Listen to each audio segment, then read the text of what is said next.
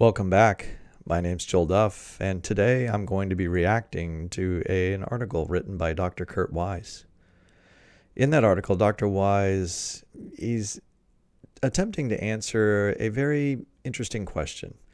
He's asking himself and pondering how Christians, and specifically young earth Christians, can understand symbiotic relationships or mutualistic relationships within the context of a cursed creation. So I thought this was a good opportunity to see somebody spelling out the different assumptions that one needs to operate with, and then taking the observations of the biological world and trying to develop a worldview in which one can explain the intricate relationships of organisms one to another, in which they both seem very perfect at one point, and yet at the same point have to be understood within the context of a cursed creation in which we, unless young earth creationists believe that genetic entropy and genetic decay are occurring. So how can such awesome, right, symbiotic relationships continue to exist? And I think Dr. Wise has some interesting and yet problematic responses to this particular question. So with that setup, we've got a whole bunch of things to talk about coming up.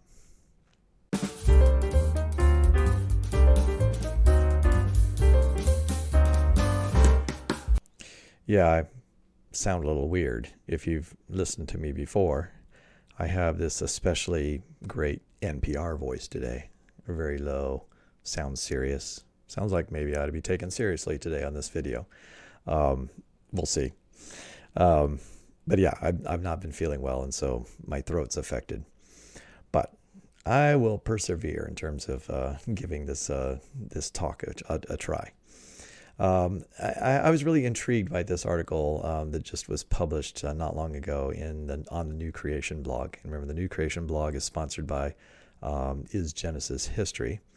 And I've often said that some of the more thought-provoking articles that come out of the world of young earth creationism are found on the New Creation blog.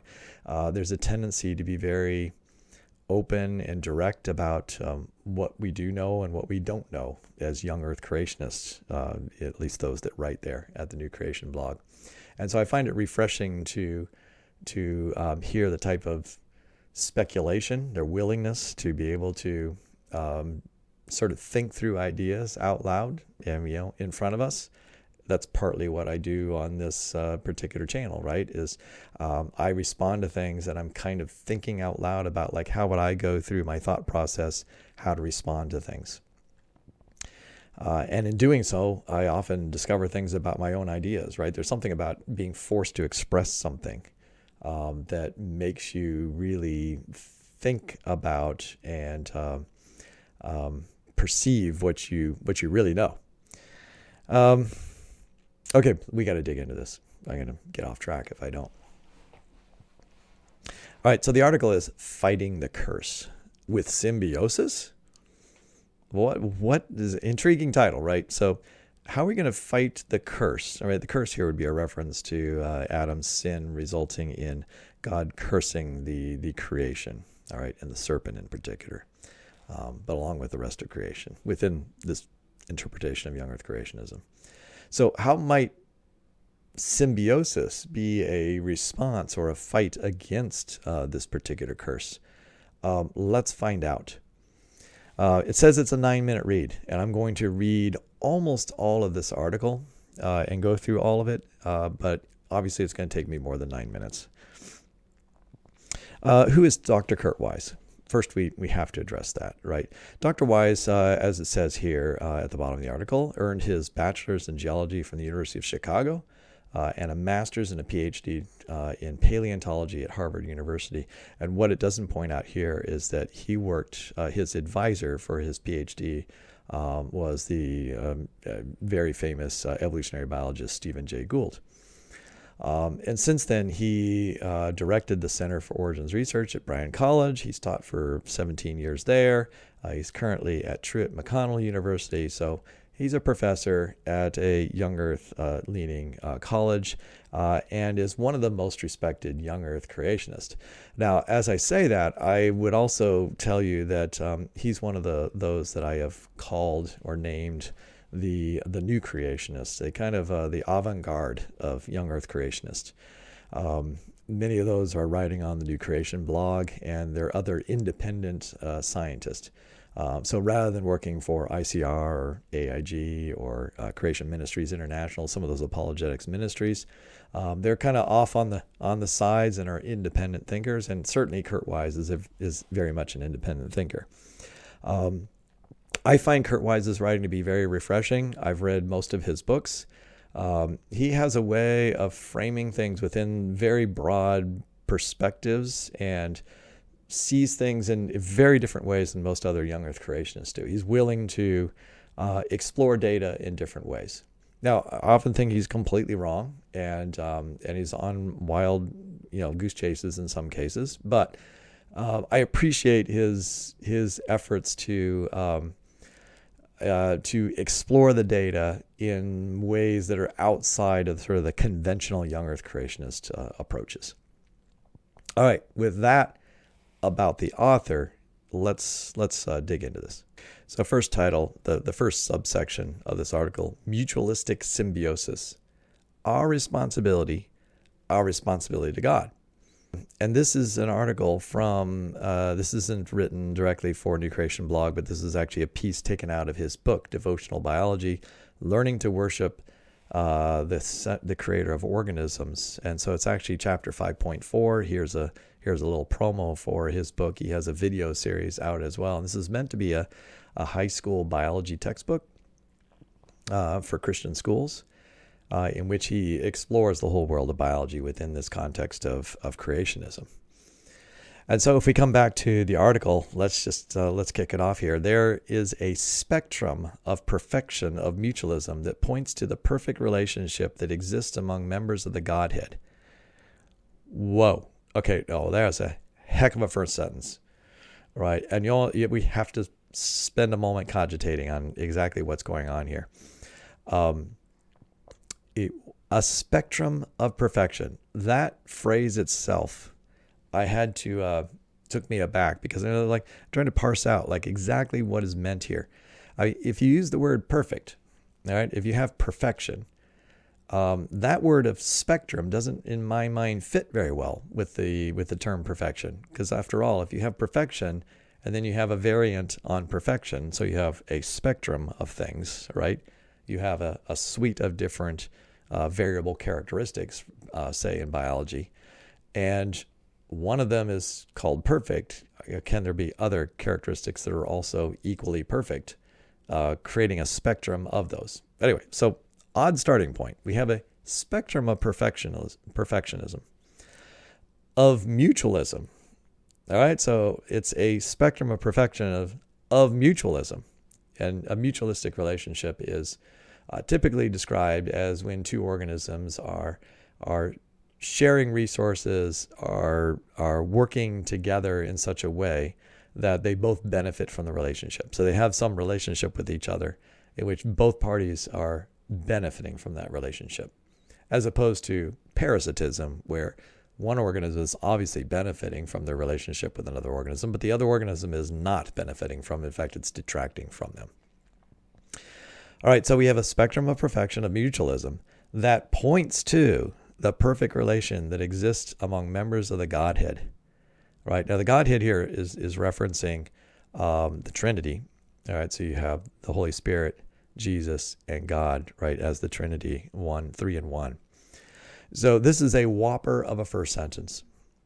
All right, we're introducing some terms about the state of biology, that there is mutualism, that there is perfection in mutualism, because that's an all good relationship, and there's multiple different types of this, and somehow mutualism points to the perfect relationship that also exists in the Trinity. All right. Yeah, it can never be said that Kurt Wise doesn't put the broadest perspective on things, right? He's the big worldview picture here is represented in the first sentence. And there is an aspect in which this does represent the rest of the article. I don't want you to be scared off from listening to what I have to say, because you might be a little scared about where this is going to go after talking about how mutualism points to the Godhead. But I think we're going to find some interesting strands of thought here. Yeah, he'd have to do some work to make his case a little bit better here. Let's proceed and see where this goes. Right? But interesting starting point. Outside the biological world, there are entities that do not interact at all. Others interact in a very limited programmed manner. And I think others here, I was confused by this second sentence, but I think others is now talking about, well, there are biological organisms that interact in a limited programmed manner to serve a larger whole, providing no real benefit to either organism. And there are other organisms that impact one another, but do so for short periods of time, right? So two organisms that might, for a very short period of time during their lifetime, have some kind of interaction, but they aren't long-term relationships. Other relationships are long-term and commensal, providing benefit to one organism, but maybe don't have an impact on another, right? So one organism gets the benefit of something, but the other one's not really hurt. Mistletoe in a tree isn't necessarily hurting the host tree if there's just a little bit of it. And yet the mistletoe benefits a lot because it's being held up high into the sunlight, but it didn't have to grow a whole tree trunk in order to get there. So between these, there is something of a spectrum. This is I'm already getting confused. There's already something of a spectrum going on here because you have different kinds of relationships. And he hasn't even talked about mutualism yet. But I guess the point of this first paragraph is that these don't reach the sort of the heights of goodness that mutualism does, right? There are relationships, but these aren't sort of like the best types of relationships that organisms could have. Okay, then there are symbioses, right? The then is like, okay, oh, sure, those things are kind of like, those are types of relationships that exist in the world around us. But then there's symbiosis, which are mutualisms, where each organism is benefited. Like both sides, like they get some benefit out of this. Some of those mutualisms are facultative, and others are essential for survival of all organisms involved. Facultative would be situations where two organisms can both benefit, but they might only do that for some period of their lives, and it's not necessary for their survival. It's like they get a benefit if they were working with another organism, but they could also live on their own. Whereas essential, right, would be saying these two organisms they depend completely on each other for their survival. So, for example, other organisms live within other organisms, right? There's a number of different kinds of organisms that live within the cells or live between the cells of other organisms, and they are mutualistic, have a mutualistic relationship. Some of these relationships are so intimate that the organisms behave as if they're a single organism. In fact, the two different cell types, or the two different organisms living together, create new functions that couldn't have existed in either one alone. So those are emergent properties, right? These are aspects of an organism that emerge, a dual organism, that emerge, that is a characteristic of the two organisms functioning together that, as I said, couldn't exist if they were separated. All right, so there is this spectrum of perfection, of mutual benefit, pointing to an unseen relationship where each member of the relationship perceives and provides infinite good. All right. I know what some of you are thinking. I mean, this is kind of really fancy sounding word salad. Like, what did this really mean when you parse it out? It becomes almost hard to think about, but there's a spectrum of perfection of mutual benefit. So now he's saying that the mutual benefit could be like one benefits, but the other one doesn't. That's commensal. There's going to be short-term benefits, right? So this is the spectrum. I don't understand how that's a spectrum of perfection, right? Because it's kind of building up to like there's this one type of symbiosis, which is more awesome than everything.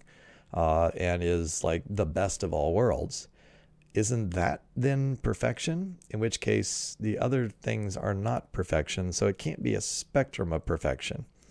It can be a spectrum of characteristics on some scale going from not perfect to perfect, but it's not a spectrum of perfection. So still confused on that. But then we get to the end of that sentence, pointing to an unseen relationship where each member of the relationship receives and provides infinite good. I don't know what that means, right? Provides infinite good. I don't know how you can have infinite good. I mean, the only infinite good would be God himself. And we're not, and I know Kurt Wise isn't saying that God is creation, right? He created the creation, and it's separate from him. It is the creation. And so it isn't actually God itself. And so it's not infinite good, right? It's not infinite perfection somehow. And I don't know why this is an unseen relationship where each member of the relationship receives and provides infinite good. An unseen relationship. Pointing to an unseen relationship. Yeah. I'm just confused on some of these things. This spectrum helps us understand what the Bible means when it describes the three persons in the Godhead, not only united in perfect unity, but being infinitely good as well. I'm sorry, I'm just not seeing how. I'm going to put this in the annals of a long history of Christians trying to come up with analogies for the Godhead, analogies for the Trinity, right? Oh, the Trinity, that's kind of like, the three phases of water, where you have ice and you have liquid and you have gas, and somehow each one can go back and forth to the other. That's a failed analogy. It's not a very good analogy for the Trinity, the Godhead.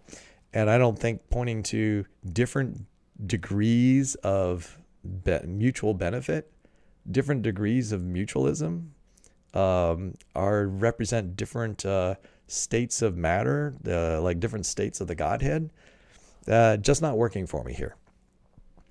But this is kind of what he's trying to do in what a lot of the way he writes. Imagine this is in a high school biology textbook, right? I think this is a little sidebar discussion about symbiosis and trying to work it into like a Christian worldview, because that's what happens in high school biology textbooks that Christians write with a very specific goal to make it, a Christian textbook. Is that you still just have the facts of biology. Here's how this works. Here's how photosynthesis works, and here's the biochemistry of it, and blah blah blah blah blah blah. It's right. It's hard to make pyruvate into a Christian symbol somehow. And so what you have is you have a bunch of side boxes, and on side boxes like reflection on like a larger meaning for what this biology stuff's about. So you have a section on symbiosis and how organisms interact, probably like in an ecology chapter, right? Ecology is the interaction of organisms with each other and the world around them, right? The environment. And so understanding like within God's creation, why do these things exist and why are these relationships there? And you're trying to sort of like, well, these relationships are kind of like representative of the relationships that God has with himself. And so in the Trinity, I am fine as just a very general point, but to try to make this into something specific about this spectrum of perfection of mutual benefit, that's a bit of a head scratcher there. All right. The abundance and ubiquity of cooperative symbiosis, right? So he's saying there's a lot of symbiosis in the world. If you look very, very closely at a lot of organisms, most organisms do have some symbiotic relationships with other organisms, should lift our eyes and hearts in worship of the God of goodness. God filled the original creation with goodness, even providing beneficial relationships to every organism. Well, that's an interesting statement. In the original creation, he filled it with goodness. Okay, remember this is young Earth creationism that often talks about the original creation being perfect, or if they're, I think, using terms better, they should be saying very good to represent the Hebrew word use there. Even providing beneficial relationships to every organism. Like in the original creation, there was beneficial relationships for every organism. Every organism had other organisms they related to in which they both benefited, right? In other words, mutualism is like the optimal situation for life to persist and exist and is its best state, is sort of what he's saying here. Mutualism so abounded in that creation that even after thousands of years of decay and deterioration, mutualistic relationships still outnumber pathological ones. Okay, so now here again, he's saying something about his presuppositions about the original creation, right? He's telling us that in the original creation, there was mutualism everywhere. Like all organisms essentially were mutualistic in some way. They're all helping each other out. After all, none of them were dying, right? They couldn't die, and therefore they're all helping themselves. They're all helping each other procure resources, grow, and live fulfilling lives. And then what happened? You had the fall. Well, now what did the fall cause? In this worldview, the fall causes a corruption of the physical substance of creation, not just of man and his relationship with God as being corrupted, but also the actual creation is corrupted. And that means the relationships between different organisms have been corrupted or decayed, deteriorated because of Adam's sin. And therefore, the mutualistic relationships that existed before will have start to break apart, right?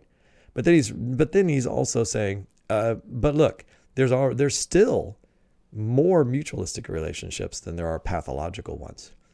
And so despite the fact that the world is decaying, despite the fact the world has been cursed, we still see mostly really amazing examples of design, the original design. And the original design in his mind is mutualism everywhere, right? Where every organism is working with other organism and they're both benefiting. No one's taking something away from another to the detriment of one. That's what a pathological relationship is, where one organism is stealing resources from another organism such that the other organism is going to suffer as a result. And suffer can have a lot of different meanings, but essentially it's going to reduce its ability to live and thrive in that environment.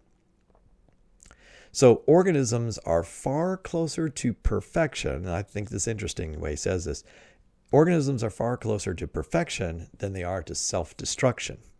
Now, just a parenthetical thought here.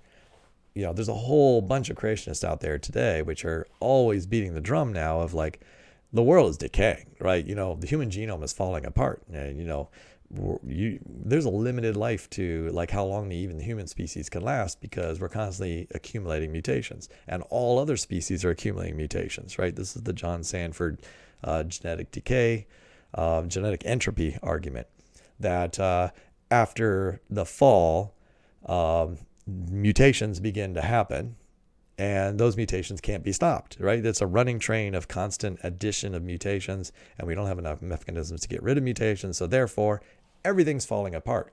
Well, that would mean that mutualistic relationships should fall apart because they're the original created good feature.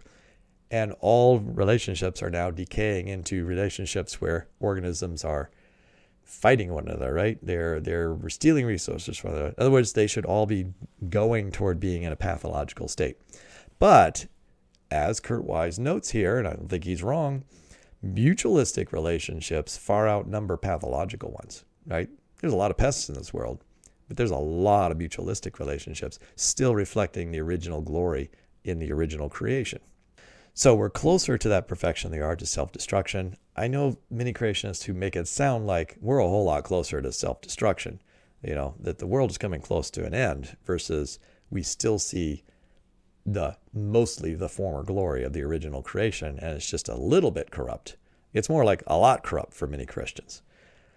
How much more does God desire to pour out blessings on those whom he loves? All right, if God can preserve this closeness to perfection even after the fall, such that there's still mutualism and not much pathological, right? What about how he treats us? Can't he maintain good relations? Isn't it give us hope that we can have blessings from God as well? Okay, we're going to dig a little deeper here. On the next paragraph, he says, the biological evil in the world. Right? So you have to give a name to when things don't work according to the original plan. And there has to be a reason why things don't work according to the original created plan. right? In this perfect world that was originally created in the garden. And for them, the garden covers the entire world. All right, the biological evil in the world, suffering, disease, predation, death, right? The things we associate with organisms not living to their full potential and suffering as the result of their interactions with other organisms ought to grieve us. After all, it was man's desire to be independent of God which led to this evil in the first place, right? This is standard young earth creationist dogma, I'm going to say, that Adam's sin led to the suffering, disease, predation, and death for all organisms on earth, not just for man. Right? And therefore led to the decay of the rest of the creation. The sin of Satan did not bring biological evil into the world. Now that's a pretty bold statement, I think. Right? Remember remember that Satan or the serpent tempted Eve in the garden. Right? And so Satan has already turned away from God. Right? He's already the evil one. Antithetical to God, working against God's purposes, right? And is tempting God's creation, who he has given commands to obey him, Adam and Eve. But now here Kurt Wise is saying the sin of Satan, and Satan certainly did sin because we know that Satan has fallen, right? Satan is a created kind as well, if we want to call angels a kind of thing, right? And they're part of the created world. And if that original creation is perfect, which I think every young earth creationist would say that original creation would have to be perfect without any sin, then you have to view Satan as a fallen being, right? They've fallen away from God and become the opposite of God, being of one's own desire. Now, well, what happened when Satan fell? You know, what kind of result was there from that? What kind of damage was there from Satan's fall? And what Kurt Wise is suggesting here is that Satan's fall didn't bring this worldly corruption. You know, it didn't cause a bunch of other things to happen. Like when Adam sinned, Kurt Wise is saying, and other young earth creationists are saying, that Adam's sin didn't just break some relationship with God and Adam, or God and Adam and Eve, but it also completely broke the relationships of all other organisms and all other things in this world. And it goes beyond biology too, right? They're suggesting that the physical forces of the universe are not behaving the same way as they did before the fall. Right? That things happen even outside in the physical universe that are not according to God's original perfect plan. And they're caused by Adam's sin. So this is interesting to think on, because if Satan sins, and that's antithetical to God's perfect holiness, then how do we understand that Satan's sin didn't result in some physical manifestation, some kind of curse itself in the world? Why was there this wait for Adam's sin to be effective? Now, I know that there's theologians and so forth that have thought through some of these things. I know there's a variety of different views here, but I'm just trying to get across the idea that Kurt Wise here is taking the position that Satan's sin did not cause suffering, disease, predation, and death. Although I think you could say that indirectly it did, because of Satan's sin, eventually he made Adam and Eve sin, which then brought suffering, disease, predation, and death in the young earth creationist world. I don't take that particular view myself, and we might get to why that is later in this particular article, if this doesn't go too long. It's already going pretty long, considering I'm only on the third paragraph right now. So if it wasn't Satan that brought biological evil, what was it? Well, it was the sin of creation's king, right? Adam as the pinnacle of the creation, the thing that God creates that is going to be able to have a relationship with him. Although, can't go down that sidetrack. I mean, it'd be really interesting to talk about angels here too and their relationship with God. But it was our sin. The horrors of biological evil ought to remind us of the seriousness and horror of sin in the eyes of God, something we're too quick to forget or too anxious to ignore. Right? And young Christians are going to emphasize this a lot, right? It's like our broken relationship with God broke everything, right? And so when you look at any organism out there and you see something that doesn't seem to be the best it could be, then blame yourselves for that. You blame Adam's sin for that. All right, now, what Kurt Wise is going to do here, though, is he has to find some goodness in creation. Why is there goodness in creation? But more intriguingly, and this is getting to the reason I even wanted to talk about this article. Kurt Wise then goes on to say, yet, all right, that's kind of like, despite all of this other stuff, make it sound like, the world is a horrible place now, it's death and decay. Yet, even an examination of biological evil should stimulate worship. Whoa, what's going on here? How can studying biological evil stimulate worship?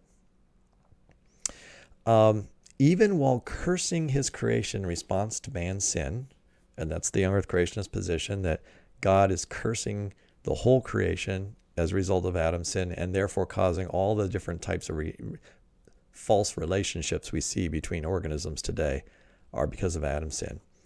God put limits on that curse. He introduced death to reduce the total amount of suffering. Right? So he would take the position that death was not possible, all right, for any living thing. We have to get to where the word living means, because he means a very specific thing about the word living. But any living things, which would certainly be at least larger multicellular organisms, let's say vertebrates, and human beings. Remember, before the fall, none of those would have died. Right? So the curse is, we're going to curse the ground, and it's not going to yield forth its full fruit. There's going to be a different relationship there between man and the environment around him. And then somehow that gets worked into a sense of how the rest of the creation is not operating with each other in the same way either. He introduced death to reduce the total amount of suffering and to allow a permanent escape from the presence and effects of sin.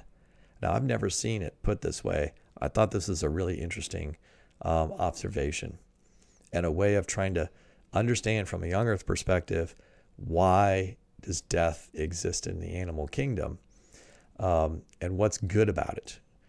And what's good about it is it's not good in the ultimate sense, but what Wise is saying is death is actually a limit that God provides to animals so they won't have to suffer for incredibly long periods of time. So that's essentially what he's saying, right? He's saying if they die, then they're spared from thousands and thousands and thousands of years of being constantly in a relationship which is not optimal.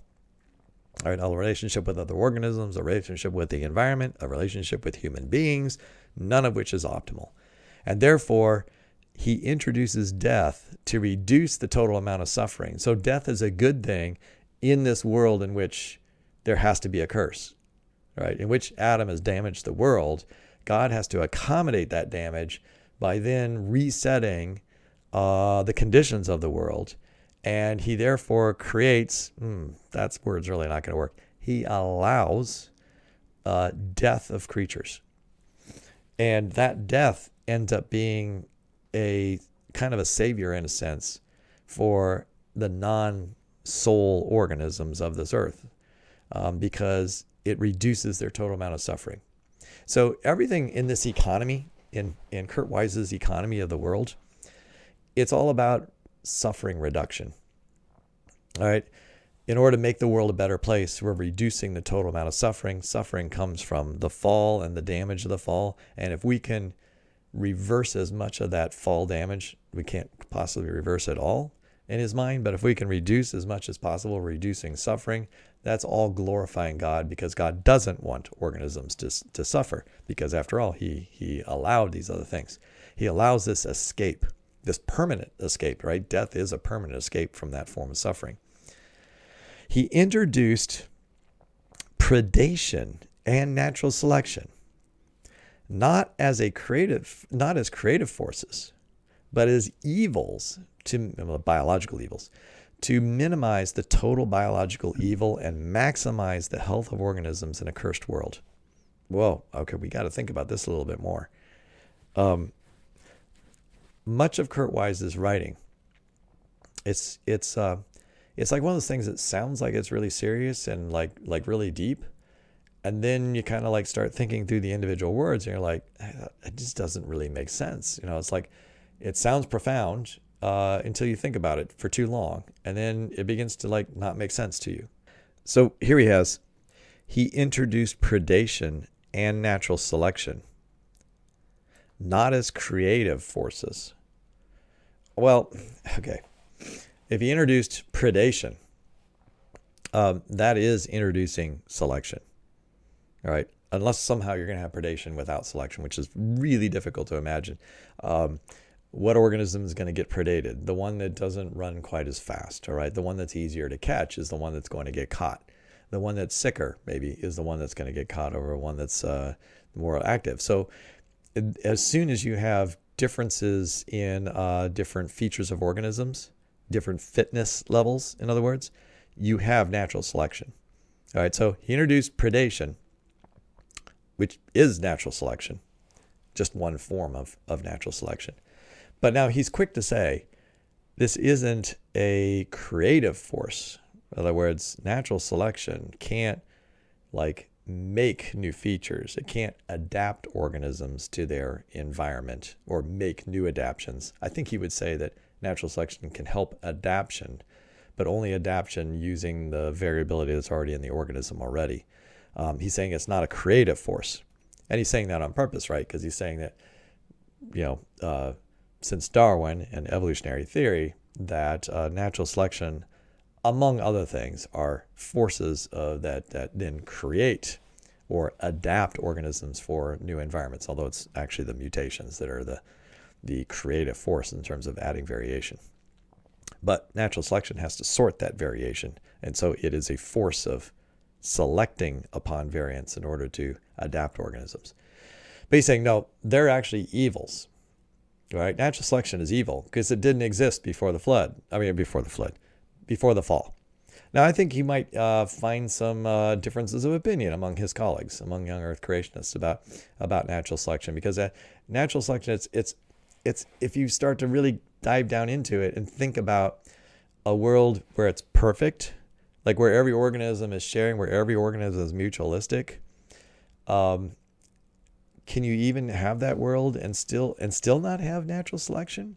How could you stop natural selection from occurring? How could you stop organisms from one organism surviving slightly better than another organism because it's a little bit better at procuring resources than another?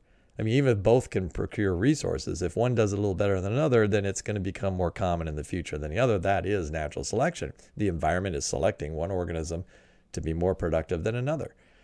I think the whole thing of saying that natural selection as a process didn't exist before the fall, it's a non-starter. I don't see how that's possible. I have never had anyone explain to me how a world would look in which natural selection is not occurring at all. Because Kurt Wise is going to admit there's lots of variation in the original creation before the fall. All organisms had a ton of variation. Once you have variation, you're going to have natural selection. All right, but why does natural selection exist for somebody who believes it didn't exist before?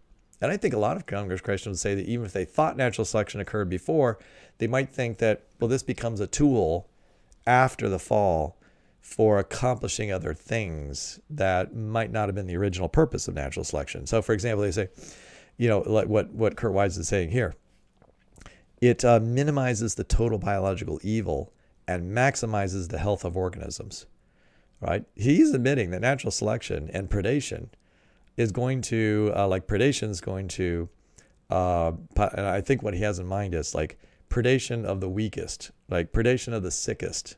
There's a herd of something and one of them has a disease, And so now the wolves or lions or whatever get to that particular thing and kill it. So death helps that organism not suffer anymore. That's predation. And that's also a form of selection, because that particular organism might have had a genetic variant that made it more susceptible to getting a particular disease. Or if an organism is born without a leg, okay? Well, he's going to say that not having a leg is like going to be really a difficult life, right? And so it's actually a blessing. Blessing's kind of a hard, it's a minimization of suffering method natural selection and predation provides, because it's going to wipe out that organism that's missing a leg very, very quickly, and it won't have to live a life without a leg. I'm not sure he really wants to go down this road, because I can think of a lot of implications to this form of thought, right, in terms of some particularly hot social topics of the day. But I don't want to go there. Right. Oh, and the second part of there, maximize the health of organisms in a cursed world. So that's just a whole different way of saying what any evolutionary biologist would say, is that organisms are being selected for being better fit, right? The most fit organisms in a particular environment under particular conditions, right, are the ones more likely to survive and have offspring. And therefore, the next generation will be better adapted and fit in their particular environment. And so it does maximize the health of organisms over time. And so in a way, these are the processes that actually maintain the reason why we see organisms extremely well adapted to their environment, as opposed to they're decayed, they're falling apart, they're becoming less fit for their environment over time because of genetic decay. Natural selection, I think Kurt Wise is admitting, is maintaining, all right, it's maintaining the ability for organisms to be fit to all these environments that are different than they were in the past. So going on here, he says, he provided defenses for organisms so that they would survive in an evil, tainted world. What does he mean by this? He provided defenses for organisms. Does he mean that these organisms had defenses before the fall? Like in this perfect world where everything was mutualistic, everything was helping everything else, and everybody was benefiting? How would they have defenses against all these other evils in a world where everything is kumbaya positive, right? Or does he mean that after the fall, God then provided these defenses for organisms? This is an area of active discussion among earth creationists, because they don't want to say that God, in the way he changed the world with the curse, some will want to say, well, it's supernatural. God just came in and supernaturally changed organisms, so now they have different relationships. And that could have included different features. Like, okay, I better give you a really hard skull, and I better give you some sharp teeth. And, well, this thing has sharp teeth, so I better create in you some other defensive mechanism against that thing with sharp teeth, like a thick hide. And so I'm going to create all these characteristics that create completely different relationships, which rather than be mutualistic, are antagonistic against each other. But a lot of younger creationists are going to that would entail brand new creation. And since when creation was done after the sixth day, the world was said to be very good, and there isn't any evidence of new creation after that, right? That organisms have what they have, and then they're living to the present. God isn't creating new things right now. So that's where you get this idea that, well, maybe there's lots of hidden genetic information. Maybe God encoded into organisms defensive mechanisms that weren't expressed, but they were living inside of certain organisms, with the foreknowledge, of course, that Adam was going to sin, and then after he sinned, he was going to have to curse the world. And then when he released those organisms from their previous relationships with each other, however, sin somehow changed everything else physically, which is a really hard concept to understand or even grasp. And I've never heard a young earth creationist explain how this would happen other than supernaturally. But anyway, at some point, all of a sudden, the switch is flipped, And now the world is in this change of relationship between different organisms, and all of a sudden now they have to come up with features that will allow them to survive in this new world. And so maybe that's when these defensive mechanisms suddenly show up to be able to allow organisms to survive in this evil tainted world. Finally, he became man to live among men as an example, to be killed in order to provide us with salvation. So now he goes through, and this last part of the paragraph is really about the gospel story. And sort of like the setup is man can't save the world, right? Man did not procure long-term, man did not procure a long-term relationship with God of perfection in which he would then continue God's work of establishing and organizing the world that he had given him, the world that God had provided. And so failed at that task. And it's only because Jesus returns and is the perfect, provides the perfection of following all of God's commands and laws that then allows us to be redeemed in that and allows the creation to be redeemed ultimately. All right, one of the reasons God created biological mutualism, so now we're finally getting around to mutualism, was to give us a visible and finite illustration of the invisible and infinite goodness of God. I think that's reading quite a bit into mutualism, but here's again this idea that somehow in the original creation, things were mutualistic, more so than they are now. And that is and then what we have left of mutualism is like this sign, all right, of how the original world was, and therefore we can see the goodness of God in creation. Because he did, study of biological mutualism can improve our personal understanding of God and draw us closer to God.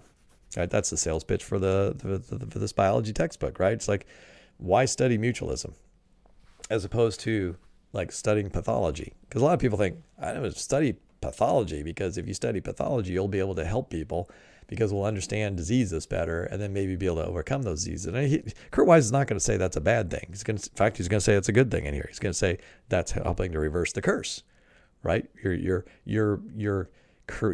getting rid of some of the effects of the curse by doing that. But here he's emphasizing if you study mutualism, you're actually studying something much closer to the original intent and the original design of God's creation.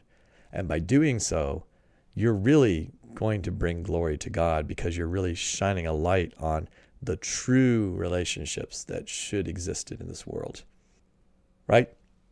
So because of this, contemplation of the biological mutualism can stimulate us to worship God, glorify God, and bring others into worship of God.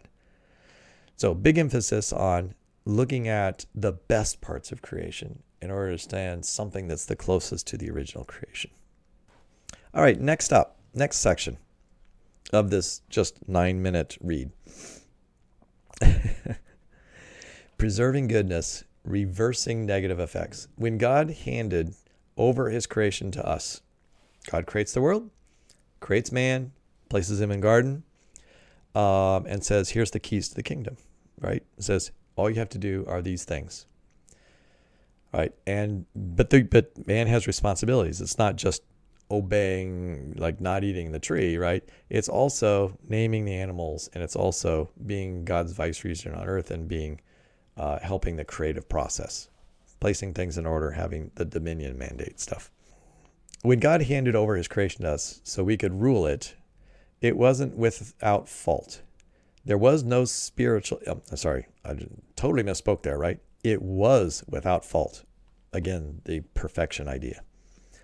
There was no spiritual death. There was no pathology, no predation, no degenerative aging, and no death of nephesh life. Right? Nephesh life is the organisms that have the breath of life. And the organisms that have the breath of life, well, that would be us, but it's also like all vertebrate animals that have lungs. And then you start asking harder questions like, what about insects? All right. They breathe through these tubes that run through their bodies, but they don't really have lungs, but they're breathing air. Are they nephesh life? Do they have true life? biblically defined life, or are they simply part of the world of creation that's not animated in the same way? It doesn't have that kind of life. So there's sort of different tiers of life in the Hebrew Bible. All of these biological evils were introduced in direct or indirect response to the sin of man. So once again, he's emphasizing like all these bad things about the world, they're all the results of man's sin. That's the thing that created these bad relationships. Back to the Nefesh life real quick. So Kurt Wise and many other creationists, there's some break point there, and they can't decide exactly where it is, and I understand that that's a difficult question to answer. But let's say it's insects and above are all Nefesh life, but what's below isn't, right? And I don't know, maybe that includes fish, certain kinds of fish. But, sea worms or something like that, they're not really living. That also implies that, not only implies that young earth creationists say they could die, right? So in the original creation, organisms ate plants, and plants don't have Nefesh life. Right, so there's nothing that says that they can't die, and Kurt Wise would say they're not suffering because they don't have the means of suffering in the sense of a nervous system. They're not having some kind of anguish. They don't realize the pain they're in. I just read another article by Young Earth Creationists the other day that was arguing that insects don't have Nefesh life because, and they gave a whole bunch of examples. So like, here's this cicada and this fungus has eaten 3/4 of its body, and there it is just going along acting like it's totally fine, doesn't look like it's hurt at all, right? And it doesn't know that it's 3/4 dead, right? It's oblivious to its own life. It's just like a machine. It's just running on an operating system that just says do these things, and as long as those operative things are functioning, it's doing things that look like it's alive. But that's only alive in the sense of biological life. It's not alive in the sense of Nefesh life, which is something a little bit higher level form of life. But in that case, that would mean that insects and lots of other different organisms, certainly bacteria and all plants and fungi, aren't really alive, which means they can be recycled. They die, they can change. Right? The whole world, what did I say earlier? I said it's kind of ridiculous to think there's no natural selection before the fall. Imagine a world in which organisms are eating plants, and some plants are a little juicier than others, and they get eaten more frequently because presumably you would still desire to eat something that was easier to eat and tasted better. Well, then you're selecting for those plants, and you're killing in quotes, you're killing those plants and not allowing them to reproduce where the other ones are reproducing. That's going to create changes over time in the relative frequencies of different alleles for different characteristics of those plants. That's natural selection in operation. And that, I don't see how you can say that couldn't be happening before the fall, right? In some kind of perfect creation where, how could there be no natural selection?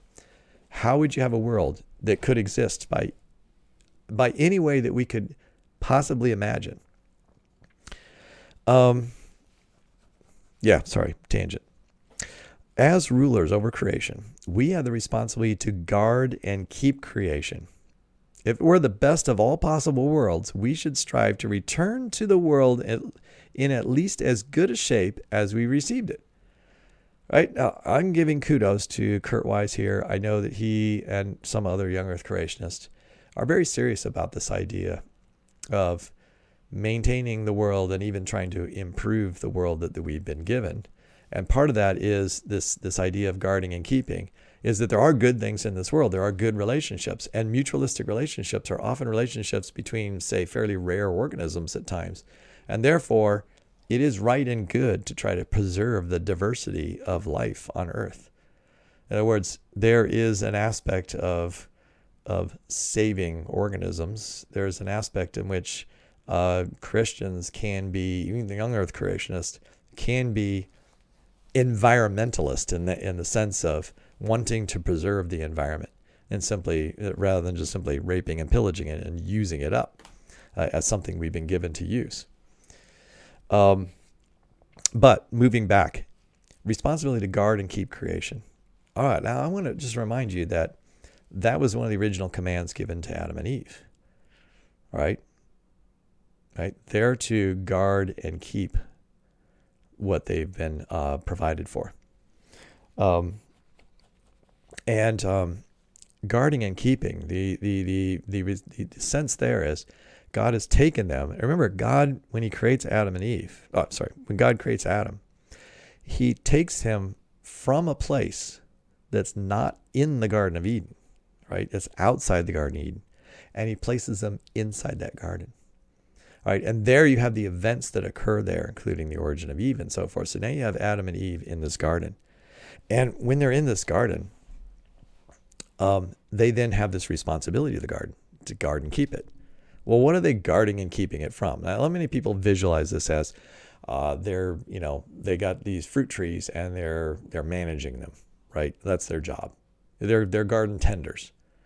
But no, there's a lot more to those terms. And the guarding and keeping has to do with keeping away the other forces of the world, the forces of chaos, the forces of disorganization, you could say. The garden is a very organized place. What's outside the garden walls? What's outside the land of Eden? Right? What's outside the land of Eden is the rest of the world. Now, young earth creationists often just perceive the whole world as being the same. Like the entire world is the same thing. It's all one perfect place. Basically, it's all one garden. They might distinguish the Garden of Eden as being a separate place just where God is able to hang out with Adam and Eve. But another way of looking at it is that outside the garden is the place where Satan is. Right? I mean, Satan is somewhere. Right? And all of a sudden he's in the garden. There he is at the tree. And he's tempting Eve, saying that if you eat of this, you could be like God.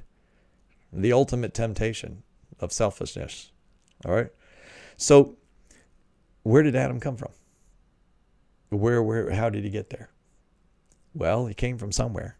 He came from outside the garden. All right. If he came out from outside the garden, what was Adam supposed to do? Now, many would point to this as being the original sin.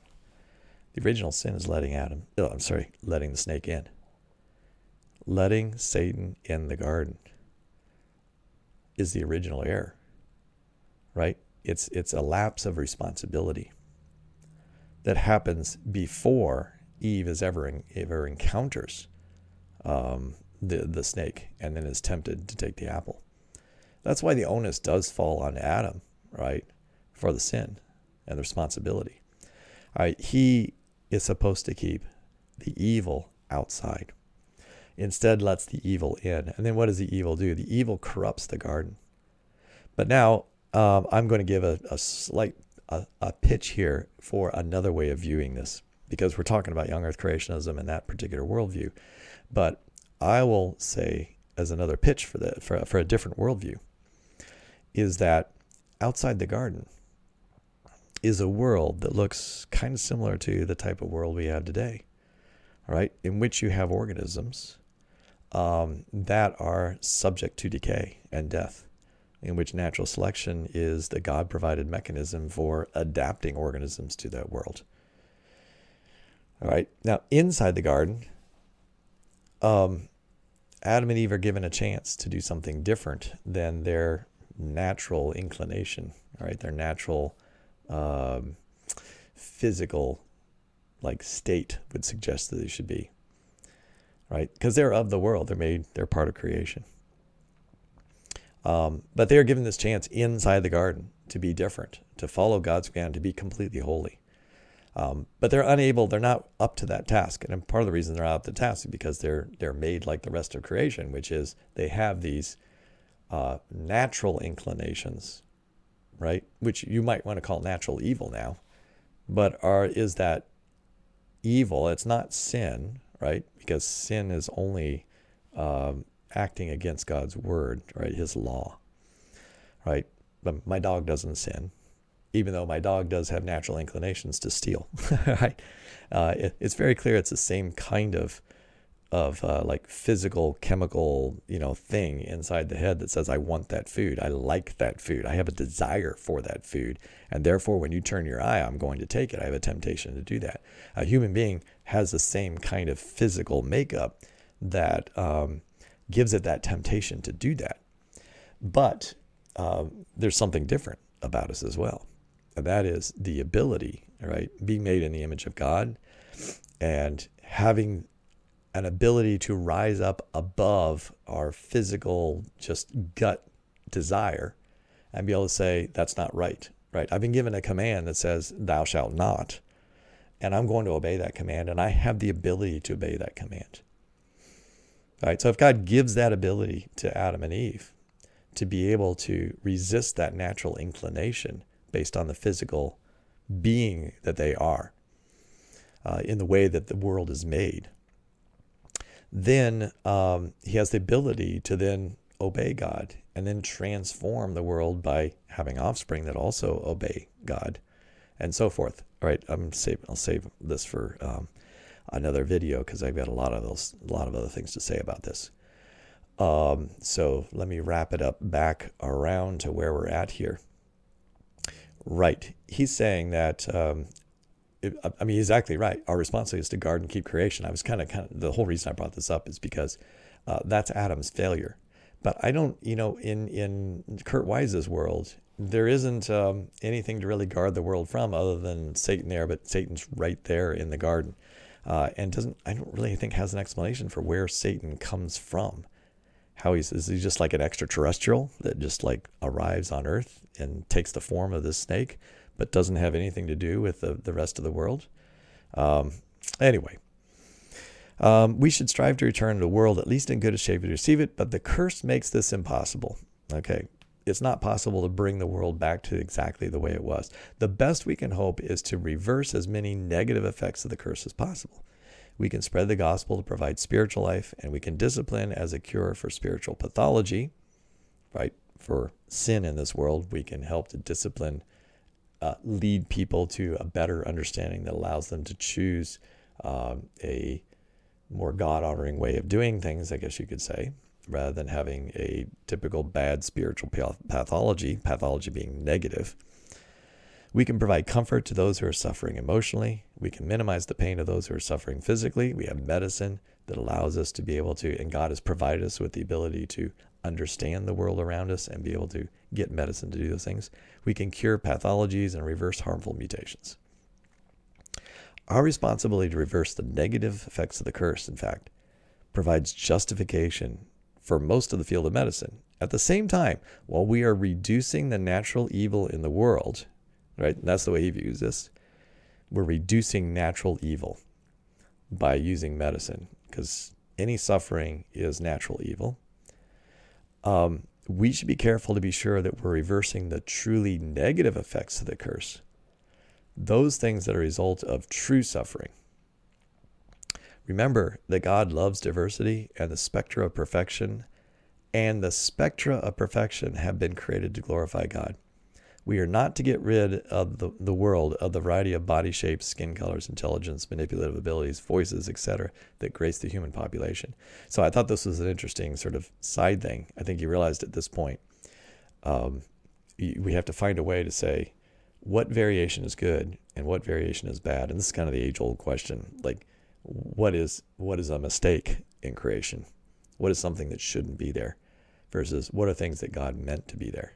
And so he's saying, well, God meant for there to be body shapes, meant for there to be different skin colors, meant for there to be different levels of intelligence, meant for there to be, different voices and so forth.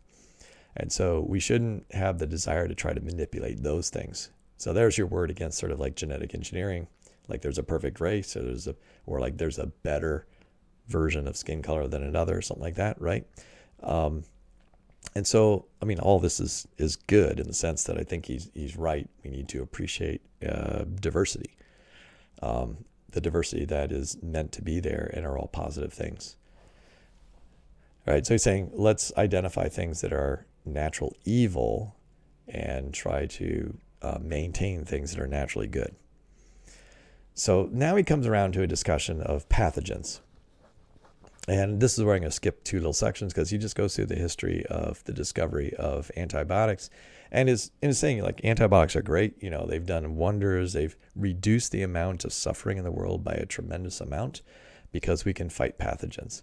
But he goes on to make a point that I'd never really considered, or heard young Earth creationists talk about. And this is another reason why I thought this article was interesting. Historically, most human medicine is focused on killing pathogens, disease-causing organisms, right? So we're like, how can you get rid of those bad organisms? Sometimes this involves killing the pathogen directly. In centuries past, this ranged from killing ticks, tapeworms, burning the bodies, possessions of plague victims, and so forth. And then this is where he goes on, and I'm chopping this out, Louis Pasteur, right? Antibiotics and all that. We've gotten better, right? So we've gotten better at reducing misery, which is a form of natural evil. And therefore, in a way, we are improving the world and making it more and more and more like the very good creation, the original good creation.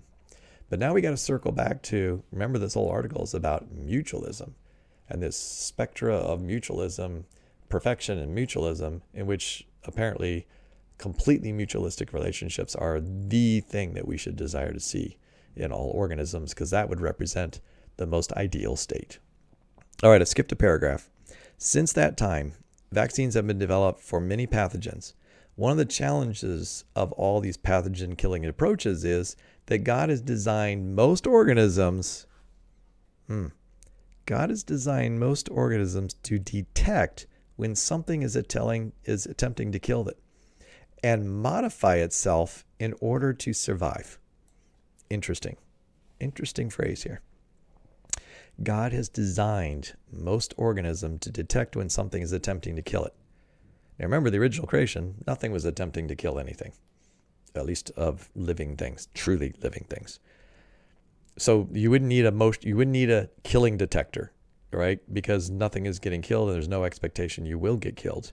So you don't need to detect being killed, and you don't need a mechanism to modify yourself in order to survive. So once again, this has to be something that God has either added to the creation post-fall or built into the original creation, but not expressed, not used in the original creation. I will call it laying latent. It's just like underneath there. It's like in the programming, but you're not using that particular program. It's kind of like my laptop, right? I'm using programs right now on my laptop, but there's other programs I don't have on right now. And later, I could use those particular programs. There's a wealth of different problems with that particular viewpoint, which we don't have time for, but I'm just laying out what those viewpoints are. All right, so he's saying here that God has put detectors in organisms for when they're going to get killed and modify them. Well, how are they going to modify themselves? Well, either they have to modify themselves by running some kind of program, or natural selection really, on populations, which is going to select for combinations of genetics that are going to be more better, terrible phrase, that are going to be more, I can't get more better out of my head, so I'll just use it, more better for the organism in the future. All right, they're adapted. All right, that might also include some mutations too, right? Some brand new mutations. After all, mutations happen, right? And they definitely happen post-fall. And so you could even argue maybe some mutations are used, if, let's put it this way, if God could create death or allow death, allow natural selection, allow predation, right? All these things for the purpose of minimizing suffering.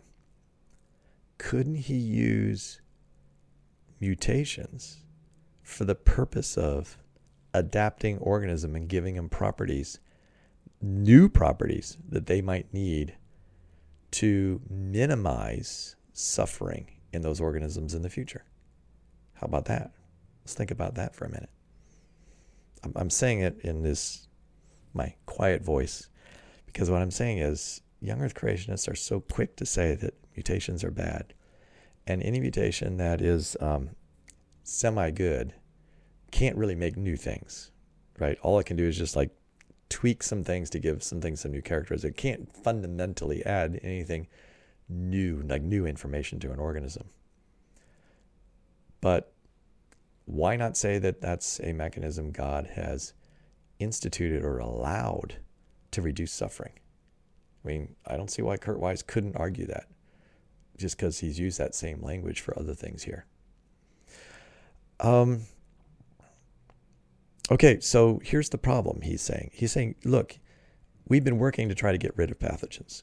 But the more you get rid of, you try to get rid of pathogens, what happens? The pathogens evolve. He's not using the word evolve, but they're evolving, right? And they evolve because they've been given mechanisms. They've been given the ability to adapt and get away from our attempts to kill it. In other words, they've learned how to make more suffering. And so as hard as you try to get rid of, eliminate the source of suffering, it will find a way, right? So that's resulted in what are called superbugs, organisms that have found a way to survive our attempts to kill them. So we're trying to make things more like they were in the past, where there weren't these bugs, right? There weren't these things that were trying to kill things. But we really can't, because every time we try to do that, they're designed to get around our intentions. And I don't really care for the word designed here, because I don't think that that's what Kurt Wise was meaning to say, although it kind of, to me, comes across that way. Now he comes up with this kind of what I think is a fairly provocative thought. This is why I like Kurt Wise. You know, I think a ton of the stuff he says is like, whew, that's kind of out there. I don't think that this makes sense, but I appreciate the fact that he's mixing it up here. All right, because he's grappling with really hard questions that most creationists just, no, we don't want to talk about that. We just have like these code words or these few little words and little quick explanations. And it's like, there you go. There's your explanation. Don't think about it too hard, because it's probably not going to work. An alternative approach to medicine would be to cure pathogens rather than kill them. Now, what does curing a pathogen mean?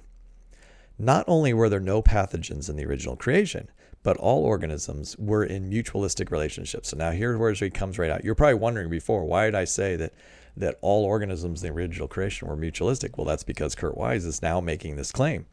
All organisms were in mutualistic relationships in the original creation. So he's saying that's the original state of things. Most of the pathogens then that we have today are probably degenerated from some of the mutualistic organisms of the original creation. After all, they have to have an origin, right? God didn't just make pathogens de novo, right? They had to have existed in some form before Adam's sin. And since everything was mutualistic, they were originally mutualists, not pathogens. Since the creation was only 6,000 years ago, most pathogens are the result of only slight changes from their harmless or even beneficial ancestors. If we focused on restoring these pathogens to their original mutualistic relationships, we would not only cure the disease, but we would be curing the pathogen. All right? This is profound stuff here. And the reason I say that is because what he's saying is, we got it all wrong.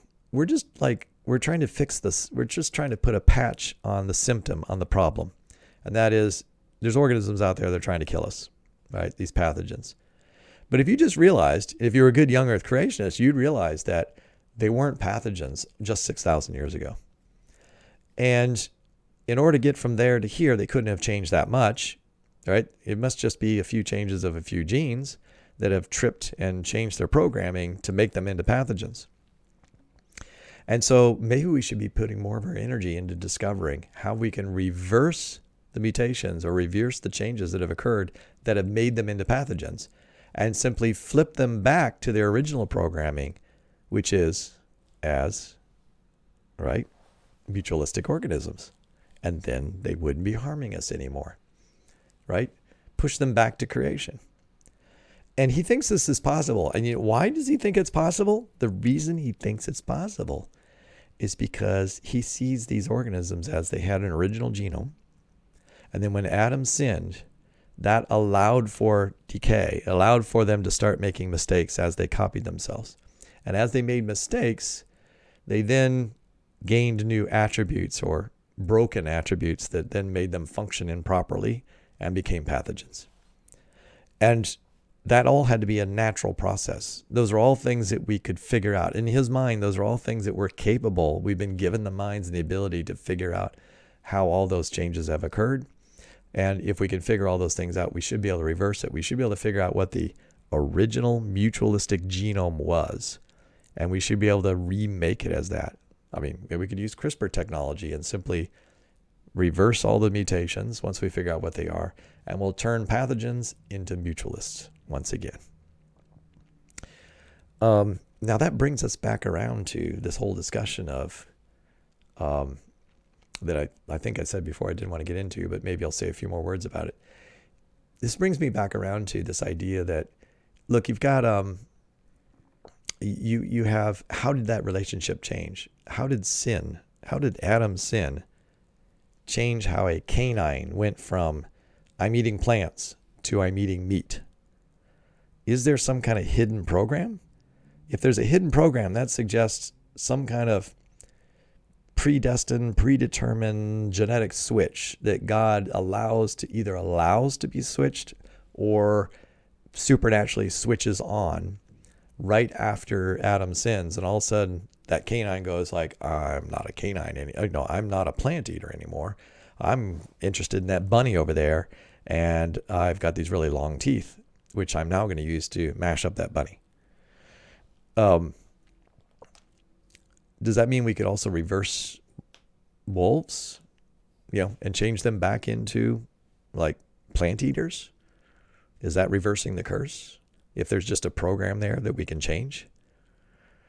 There's so many implications to this. All right, let's dig in a little deeper. He's going to get a little bit more into this here. Curing rather than killing pathogens would seem to better fulfill our obligation to care for the creation, right? Rather than just stamping out these other problems by killing stuff, which is actually adding to suffering in the world because you're actually making those organisms suffer, even though they were trying to kill you. You're making them suffer. But what if you cured them? If you cure them, you allow them to have a better life. They're not suffering as much, and we're not suffering as much. But now he's starting to realize there's another problem. There's another issue here. We can't simply take everything back to creation.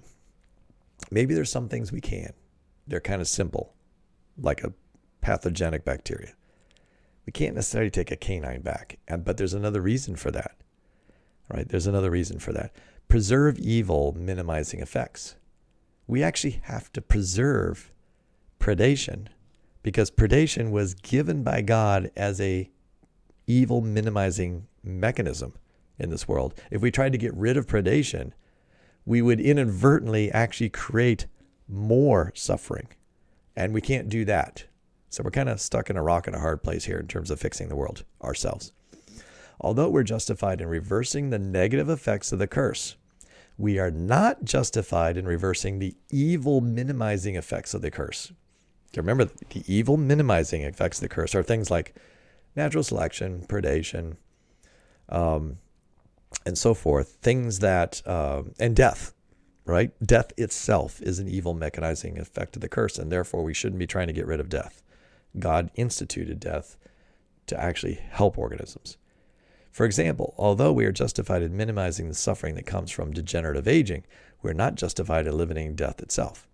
Although death is not a good thing in a perfect world, it is good in a cursed one. I love that terminology. That's a really interesting way of thinking about it. Death is good in a cursed world. All right.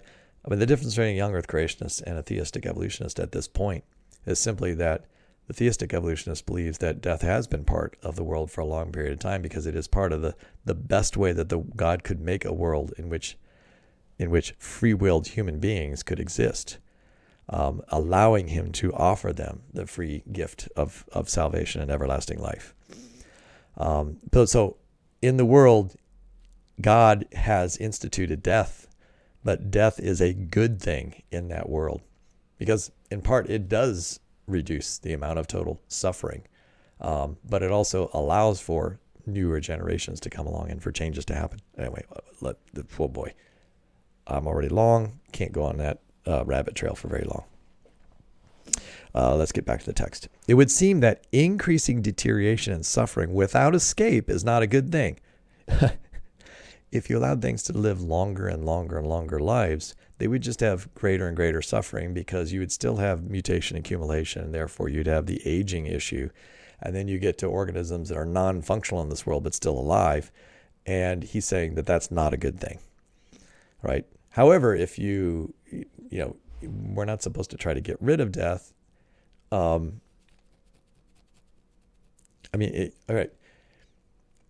Death is a good thing because it brings the end of suffering. Death is a good thing even for human beings in a fallen world, because it brings the end of suffering, but it brings the beginning of everlasting non-suffering, right? So we look forward to death in that sense. Likewise, we're not justified in eliminating natural selection or predation. Why is that? Why shouldn't we eliminate natural selection or predation? Again, although these things are not good in a perfect world, the world he thinks is the original world of creation, they do make a cursed world as good as it can be. I think this is fascinating, right? He's seeing that there is a positive benefit to natural selection and predation, because it does make the world as good as it can be. It helps the world continue and makes fit organisms. For example, it's not uncommon for humans to kill off the predators in a particular region.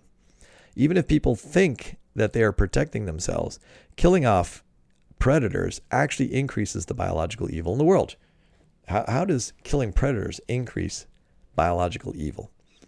If wolves and other predators of white-tailed deer are eliminated, for example, diseased deer would have been eaten by wolves, survive, and the deer population rises. Right? As a consequence, in place where there are no predators, the deer population is larger and a greater percentage of the deer are sick than is in the case for places where the predators exist. When the tough times come, such as a hard winter or a dry summer, and the food becomes scarce, the deer die in large numbers, catastrophic die-offs we hear about. In situations where predators have become exterminated, it becomes our responsibility to either restore the predators or to assume the role of a predator. For example, a population of deer and its environment can be studied, monitored, to determine the ideal carrying capacity. Great term there. Carrying capacity is the number of individuals in a population that can be maintained in a particular environment. A particular environment only has so much resource. It only has so much food. It only has so much light. It only has so much rain. It only has so much phosphorus, so much nitrogen, right? Only so many different organisms can be alive at one time. That's the carrying capacity. All right. So when organisms reproduce too many and go above the carrying capacity, there's going to be suffering, all right? Because they all can't have enough food. They all can't have enough resources. Again, go back to the original perfect creation. I don't know how this doesn't happen in the perfect creation either. Therefore, creating natural selection. So if you go over the carrying capacity, you obviously have natural selection going on, because some organisms are going to die earlier than they would have, and they're going to be selected based on their ability to get those resources. Yeah, so his argument is that, predation looks bad, but predation is actually good. All right? And this is what I try to say about mutations and lots of different things. It's all relative, right? They're relative. There's no such thing as, you can't say this mutation is bad. The question is, what does that mutation do to that organism at that moment in time? If it adds to its ability to survive, it's not a bad mutation. If it detracts from its ability to survive, it's a negative mutation. And in one environment, it can be positive. In another environment, it could be negative. The mutation itself isn't necessarily bad or good. And that's why I would also say about predation, it's like it has negative effects, it has positive effects. And in different environments, it has more or one of the other. So he's saying it's our responsibility to become the predator. The ideal carrying capacity of the deer population. When the proper number of hunting licenses can be issued to maintain the healthiest possible size for deer herds. Right, so this is an acknowledgement that there's not enough room for every single organism that wants to reproduce to be able to survive in the environment. There is a carrying capacity. I wonder if he's thought about a carrying capacity for human beings and whether there is a carrying capacity for humans. But some food for thought there. All right, we're almost there. I promise we're getting really close. All right, we're building up to this final summary here. So enhancing biological relationships. Although we have a responsibility to preserve and protect the creation, we also have a responsibility to increase cooperative symbiosis in the world so as to bring more glory and honor to God. Because symbiosis is the closest thing that we can get to the original creation in his mind. Almost certainly, God placed more potential for mutualism in his creation than has yet been revealed. Now, I find this a little perplexing. If the original world was all mutualism, how could there be even more mutualism there? I guess he's saying that if the world had kept on going in this perfect state, it would have found even greater and greater and greater expressions of mutualism, more complex interrelationships between organisms, maybe. He's saying that all organisms have the potential for mutualism because they're all mutualistic originally. And so maybe there's yet more to be revealed. And then what he's saying now is, like, human beings, what's one of their jobs? What's one of the things that Adam was charged with doing? And that is being fruitful and filling the world, right? But also naming the animals, understanding God's creation. So he's saying here, he has given us, human beings, the ability to reveal it. Like, we can look and we can see these things and we can understand these mutualisms. But I also think he's going even farther. We can maybe even peer into organisms, find where they could be more mutualistic, and we can bring that out in them. Numerous medicines for human sickness have been discovered in plants, fungi, and bacteria. It could be that God placed a treatment for every disease in one or more organism on this planet. Right? So that might be one way in which a plant is trying to help us. Right? God has put the answer to every disease possibly in some other plant or some other organism on Earth, and we have yet to discover what that is. I mean, there's certainly merit to the idea that organisms produce different types of chemicals, which can be treatments for diseases in us. I think it's a little optimistic that we'll find all the cures to everything in other organisms. But he's suggesting here that God placed all those there for that particular reason. Now, of course, this all goes back to, in their perfect creation, there never would have been diseases, so you wouldn't need to have these cures in plants for other diseases. So that requires even more foreknowledge, forethought, planning in terms of, like, okay, I'm going to create all these plants. Now, these plants over here, they have the cure for this future disease that's going to occur after man falls, and maybe in a future environment after the flood. Now, do you see how Kurt Wise and others, and I would even tell him he should do this, he should be very insistent that we need to protect all species on Earth, right? Down to the tiniest minute thing that we think doesn't have any purpose, because what he's saying here is there could be purpose there we don't see. Every organism on Earth might harbor some kind of cure. Now, this is very human-centric in the sense that what do all the other organisms exist for? They exist for us to find a cure, all right, for every disease. But I think you could broaden that out to say that there are diseases of other organisms too. So maybe every organism has a cure found in another organism. That would be the ultimate expression of mutualism across the earth, right? If every organism was containing cures for all other diseases that occur to other organisms, and we're sort of like able to actually see that and make that happen because we have been given the rational thought and ability to develop technologies with our creative capacities that God has given us, and we could solve all the problems of disease on earth through the things that God has given us. All right, I think we have one more line. Last line. Furthermore, God hid the information for building a number of organisms inside of other organisms. Among the unrevealed organisms are probably a number of cooperative relationships not yet discovered. This is the last line of this paper, or this article. Now, you're wondering, what is he talking about here? What is he talking about? God hid the information for building a number of organisms inside of other organisms. This goes to his view and many views in young Earth creationism of where do new species come from. Right? There were two canines on the ark. Those two canines get off the ark, and then they have become 35 different species of canines alive today, plus 75 extinct species of canines that have existed since the flood in the creation model. Where did all those species come from? Where did all those different things come from, those different variations and different characteristics that they have? He would say that that's hidden information, right? That's variation, that some of it's not being expressed in those original 2 dogs or 2 canines on the ark. And then after the ark, that hidden information is coming out through a number of different mechanisms like recombination and just chromosomal changes and so forth, all right, just through having offspring.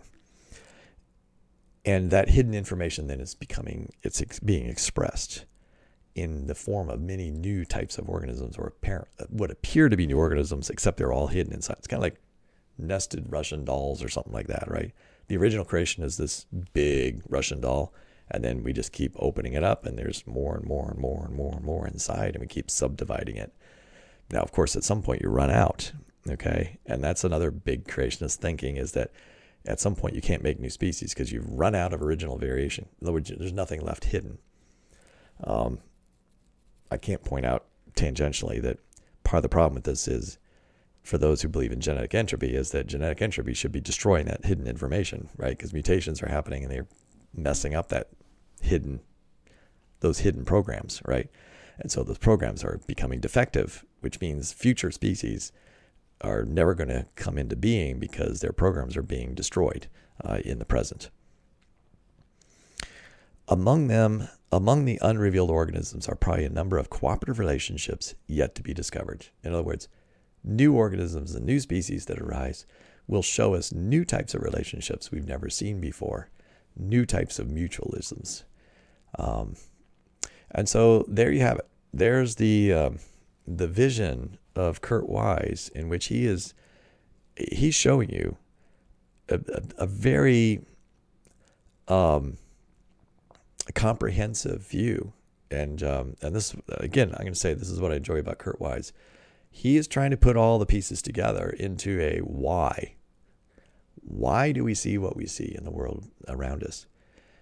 Given our specific parameters, right? Our specific presuppositions, a perfect creation, a fallen creation, and then the question of how fallen is it? Because isn't that really what he's grappling with here? He's really grappling with that question. How fallen, how corrupted is this world? Some of it's kind of corrupted. It's become pathological. But a lot of it's not corrupted, or just barely corrupted, right? There's still a lot of really good things that we see. And then can we reverse the corruption? And how much can we reverse it? And I think his whole concept of evil preventing mechanisms or reducing mechanisms is an interesting way of basically making the argument we can never go back, right? That the creation is permanently tainted, and God has established new rules, and those new rules we can't play around with. We can try to fix some other smaller side things, but we can't fix the fundamental way that God has set up the world to work now, which is natural selection, predation, genetic drift, mutations, all those things of, let's just say it, evolutionary biology, is the way the world functions today. Yeah, thanks for joining me on this adventure, all right, on this journey through Kurt Wise's short article, part of which, maybe I'm misunderstanding some things. Maybe my confusion is just my confusion. I hope if Kurt Wise ever listens to this, that maybe something I've said is thought-provoking in terms of new ways of thinking about what he's done. I don't know how much this is for him, like formulating his thoughts, and I don't know how much feedback he's gotten on this before. I'm a little concerned that this is just like published in if this was published in the New Creation blog, it's sort of like, hey, here's some thoughts I had. This may be a way the world works. That would be a little different than my concern about this is published in a high school biology textbook. Personally, I think a high school student is going to read this and be like, I don't know what he's talking about. It's like, this all sounds kind of nice. Oh, look, the world was made this way. And I can feel really good about looking at mutualisms because it makes me think of the Trinity, and God's world was really good, and there's some bad things about it, but I could actually work and become a biologist and try to make things better again and more like the original creation. So, I'm not sure what a high school student takes away from this. I'm not sure what you're going to take away from it, even after me talking about it. But thanks for joining me on this journey. We'll talk to you later. Bye-bye.